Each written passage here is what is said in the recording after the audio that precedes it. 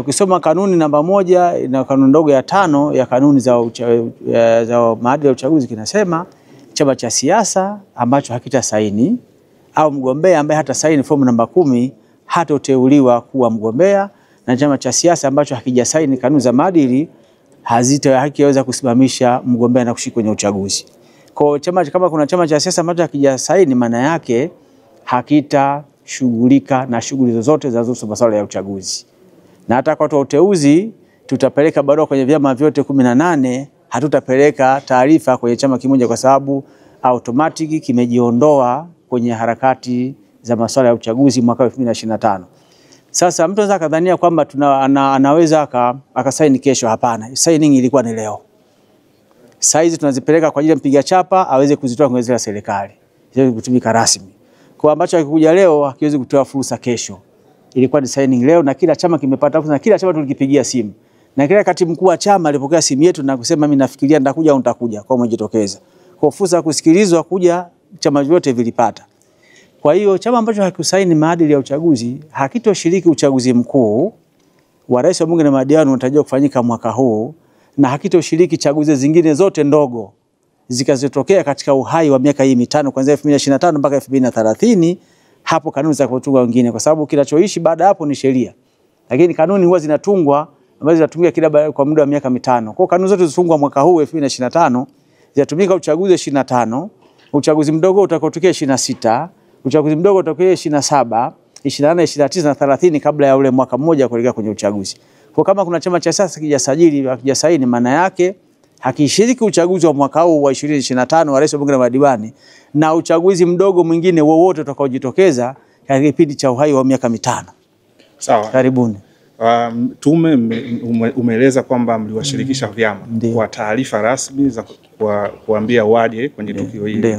Lakini tumeona sasa katibu mkuu wa Chama cha Demokrasia na Maendeleo akitumia mitandao ya kijamii kama wa X akisema kwamba yeye hatoshiriki na hajatuma mwakilishi wote. Kama ambavyo wenyewe mlitumia njia za kiutaratibu, je, wao wametuma barua kuambia hawatofika?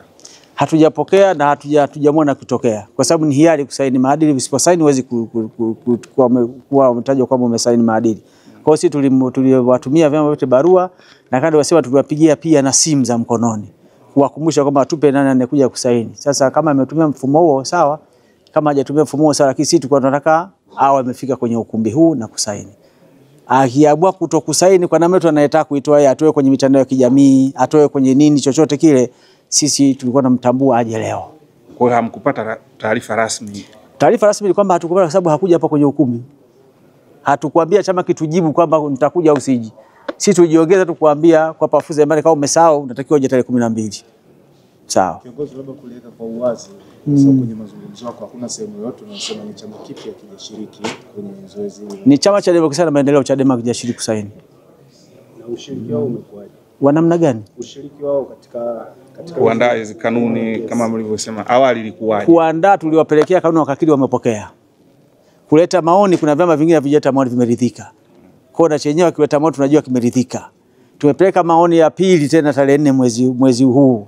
Vyama havijawasilisha maoni vingine vyote tunaashumu vimeridhika na kanuni hizo. Ndio maana ilikuwa swala kusaidia. Kama chama kingeleta hoja nyingine tungesema sasa okay, tujibu hoja hiki chama. Kwa sababu haikuleta chama na vingine vikuleta maoni, si tunaashumu ni vyote vikuleta maoni vimeridhika na kanuni hiyo, tulikuwa tunaandaa, maisha yanaendelea kama kawaida.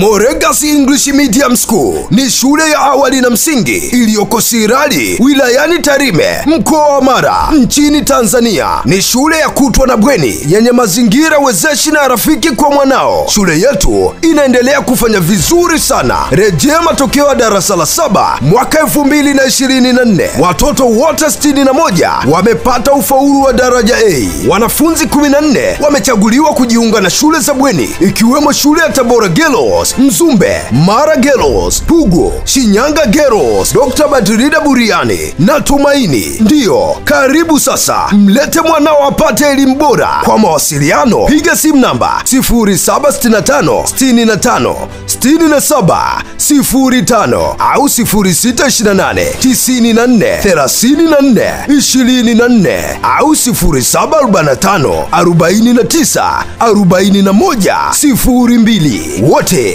mnakaribishwa.